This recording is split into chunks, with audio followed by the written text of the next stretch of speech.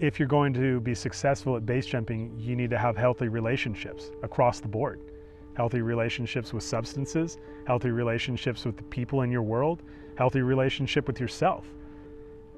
And by extension, if you have unhealthy relationships everywhere else, then your relationship with base jumping is most likely going to be unhealthy as well. And the consequences of an unhealthy relationship with base is that you die.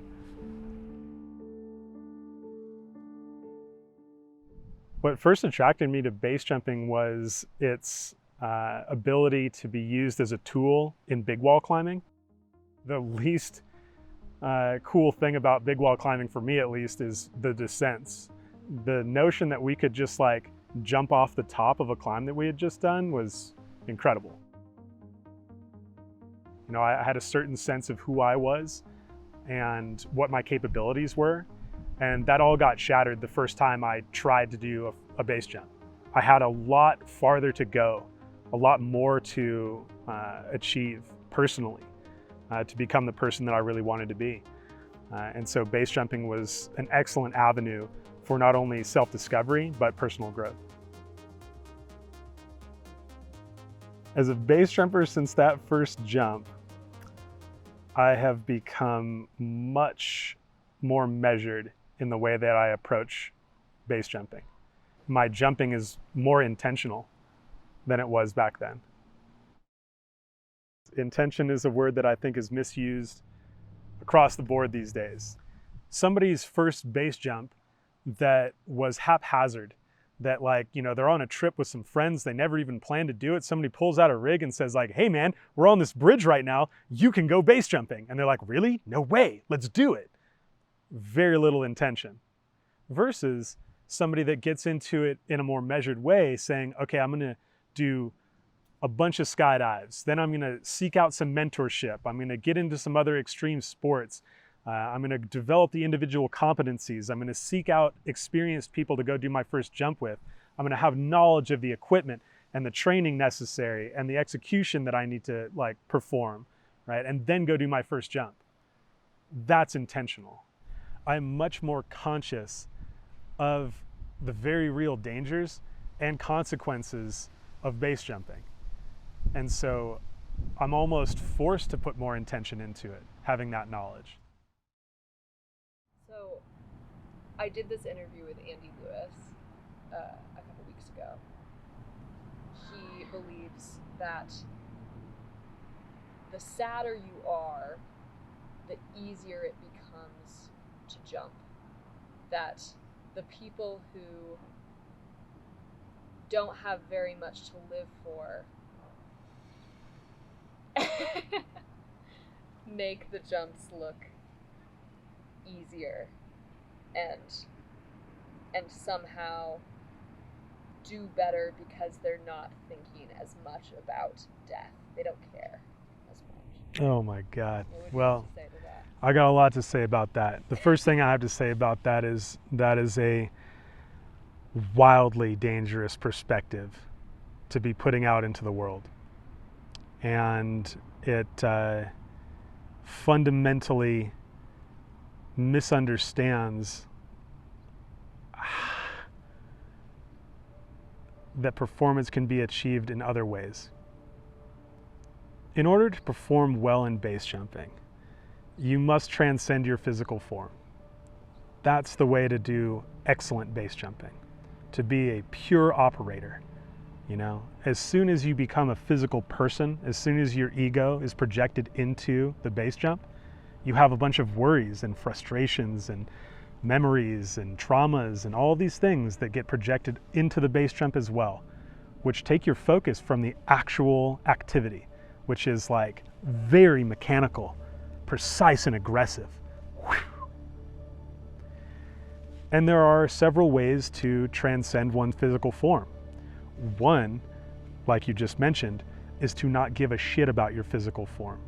If you truly do not care about life and death, then yes, you have essentially transcended that form, and you will execute without thought or care to your physical being, and you will have slightly more capacity than everybody else who is worried about that. The other way to do it instead of throwing away life like it's a piece of garbage, is to love life completely. So completely that when you're in that transcendent moment, you are also not thinking about your physical being. You are at one with your environment because you are so in love with the physical action that is happening currently. They're both avenues, but one of them maintains all of those sensors that will continue continue to help you live. The other one, you have to get lucky to survive. I don't know that I was specifically inspired to teach people how to base jump. It's just what I do. And I'm motivated to teach people to base jump because of the high death rate. It's an unacceptably high death rate. And I really do want to stand on that point. It's unacceptably high. Yeah, I have known many people who have died base jumping. In fact, I'm glad that you sent me that question because it motivated me to go back onto the base fatality list and actually count. And of the 486 people that have been recorded as dying, while base jumping, I have been casual acquaintances with 94 of those people. I have been close friends enough that they would stay at my place or ask for a ride to the airport with 46 of those people. And there have been 8 people who have been just ride or die companions that are truly, for me, irreplaceable, that have died base jumping. The most traumatic loss that I experienced was in 2015 when I watched my climbing partner and, kind of life running mate die right in front of me. He was the person that I learned to climb with, the person that I learned to skydive and base jump with. We were family. So for sure, that one was the most traumatic. It does bring to light some of the reasons why my emotional reactions to things are different than many people. I'll give you an example. I was smiling, if not jovial, at my grandmother's memorial amongst a bunch of people who were crying. And why? Because it wasn't traumatic for me. She lived to 93 years old. She had an incredible life, an incredible family, and passed away comfortably.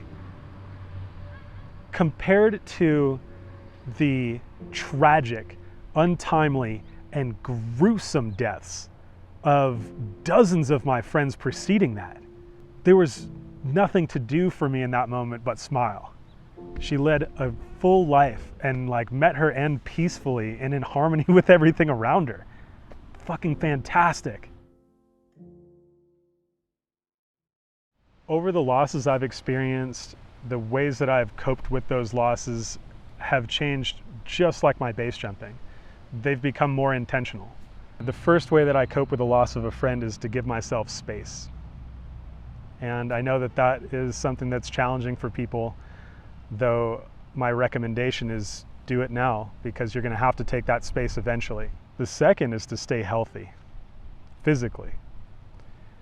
You cannot climb a mountain that you're handed if you're totally dehydrated and totally underslept and underfed and all the rest of these things. And the third one is expression. I cope with the loss of a friend by expressing myself. Sometimes that's about talking to other people in our community. Sometimes that's about creating art that represents some of the finer qualities that they had. The final thing that I can say about coping with somebody's loss is that the more you find pieces to take along with you, the less you actually lose. This can be things that they found important, missions that they were on, qualities that they had, values that they upheld. You uphold a value that somebody stood for, that's a carrying on of their spirit in some sense.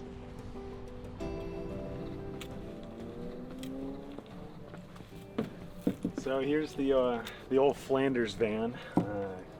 more commonly known as the tailpipe around here. It ended up in my hands after the original owner, Ian Flanders, passed away. And now it's just been kind of a community resource parked on our property for anyone that wants to come and stay. I love that man. He was one of the greatest people I've ever known. It was a pleasure to know him and a tragedy to lose him as early as we did. Base jumping has unequivocally changed my life for the better. 100%, it was a ride worth taking. It was a natural path for me. And for anyone that has that truly inside of them, I implore you to take the ride. It's a great one. And it will change your life. Additionally, if you're unsure that base jumping is for you, I implore you to take your time. It's not going anywhere. And trust me when I tell you that you're going to want to be sure.